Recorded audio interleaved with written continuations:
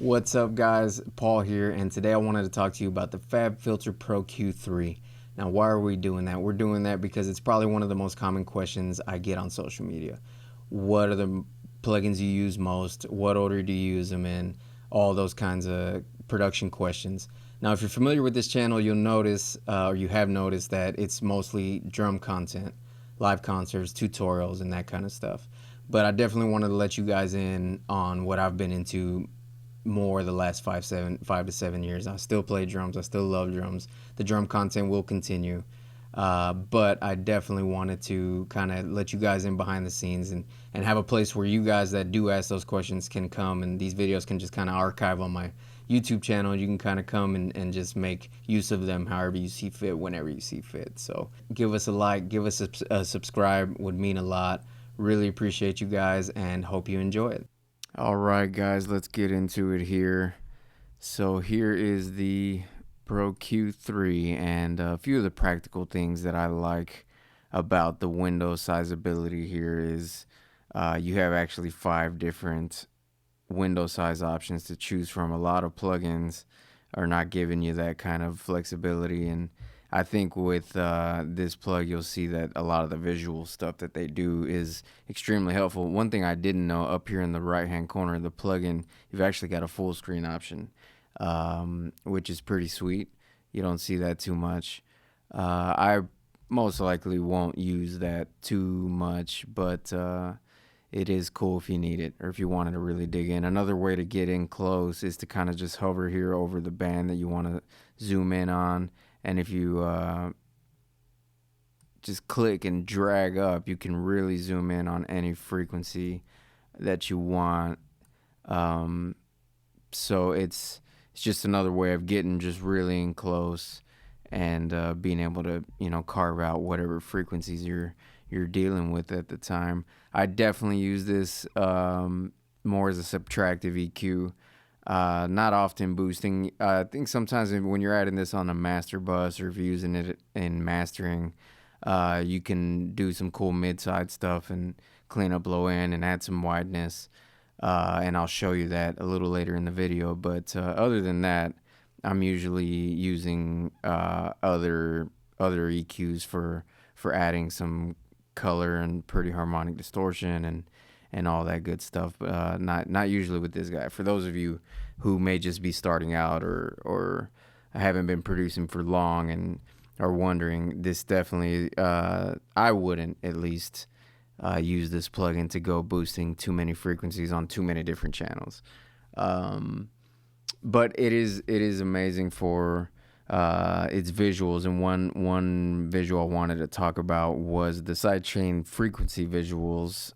You can kind of get access to. So when you feel like you're battling some frequencies between two instruments, be it kick and bass, or vocals and guitars, or keys, or maybe even just vocals against the whole mix, one thing that you can do is select here. I've got a vocal track here and a music track. And so I have the instance on the music track because that's the track I would want to make the changes on.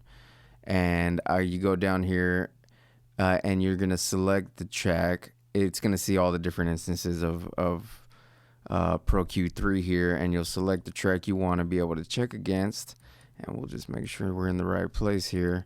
And you'll see as I play it, this is now going to light up red in some of the places where we're having some frequencies build up, and we'll now actually have visual on what this is doing frequency wise, as well as the music track. And then the red glow will give us kind of an idea of where we have some build up. So let's see what that looks like. So we see right in here, right around 360, we're having some build up. And so if I wanted to sidechain these vocals, because with this EQ you also have the ability to do dynamic EQing. It's basically a multi-band compressor as well as just a regular EQ.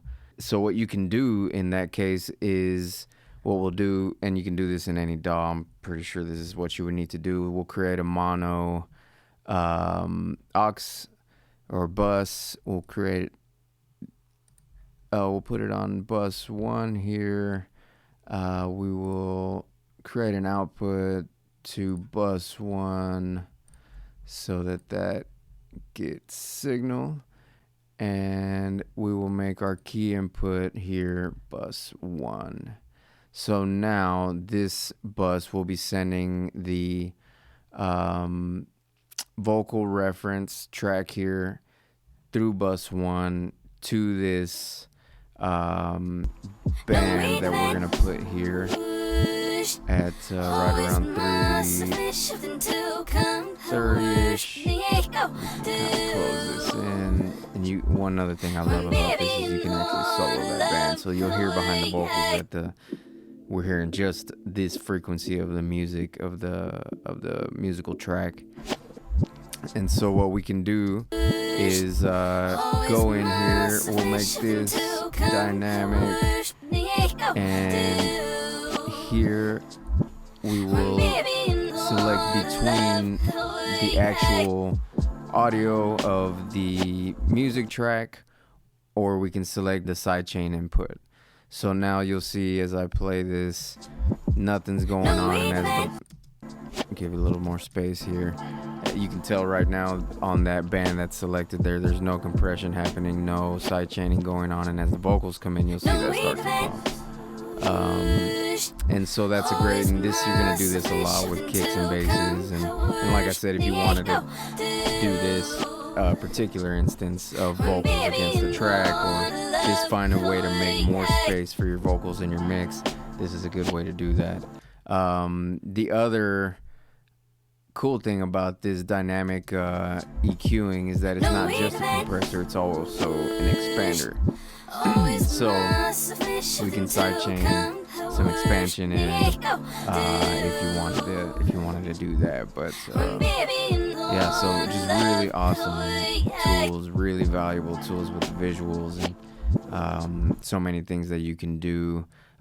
Just to give you a quick run through of what you're gonna see here with the slopes that they offer you. You've got your regular bell, low shelf, low cut, high shelf, high cut, notch, bandpass, tilt shelf, and I forget what this is called. I think it actually tells you right here. Shape, flat tilt. Yeah, the flat tilt shelf, and then the flat tilt is the last one there. Also, you can just type in your cue, or if depending on the kind of mouse you have, you can actually scroll over the button here and select the cue for your band. You can type in your frequency. You can slide it around. Like I said earlier, you can solo this and just kind of scrub the frequencies and find exactly what you're looking for. And then again, in the sidechain view we just saw, it'll actually show you between two tracks where you're having some build up. All right, so one of the things I mentioned earlier was some of the stereo mid-side EQ options you have. So if you wanted to kind of clean up the low end of your mix, say you want to take everything out of the middle of your mix that's below 20 hertz. We could go here, select a low cut. We'll drag that down. We'll make it pretty harsh. Make the cue pretty harsh there, brick wallet. And we can just go here and type in 20 hertz. And so now this frequency is just going to be sucking out everything below 20 hertz in the middle. We can do that again.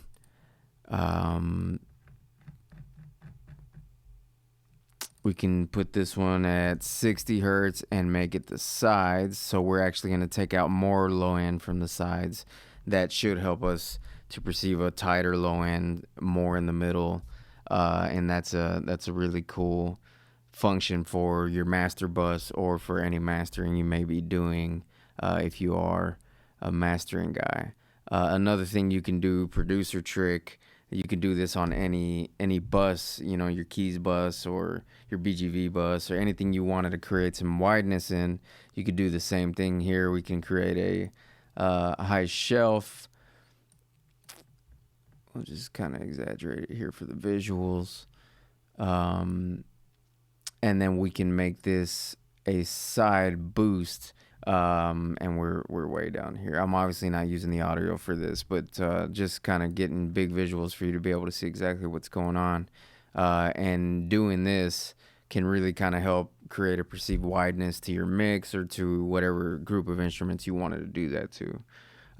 So just a lot of really convenient options and tools that come with this, and that's why it ends up almost on on every bus and master bus in my productions. Last thing here, the piano roll. It's a really cool way to kind of hone in on frequencies. You can kind of get in here and see, corresponding to the bands here, what frequency, what note you're looking at, which is really, really pretty sweet. I don't know many other EQs that give you that option, and if that's a useful way for you to find stuff or think about things, I think that's a really cool option. You'll find that down here in the bottom left on this little keyboard. All right, guys, so that's the Pro Q3. Hope you enjoyed that. Hope you found some value in there. Give us a like, hit us with the subscribe. We really appreciate all the support, any support we can get. And also down in the comments below, if there's another plugin you'd like to see. I have plans on some plugins, some more plugin videos to do, but if there's a plugin you'd like to see, maybe I'm not planning on doing that one. So hit me up with that, and really looking forward to this next season of the channel. Like I said, the drum content is continuing. It's not going anywhere, but I definitely wanted to add the production side of what I do here. So thank you guys so much for watching, and we'll see you back soon.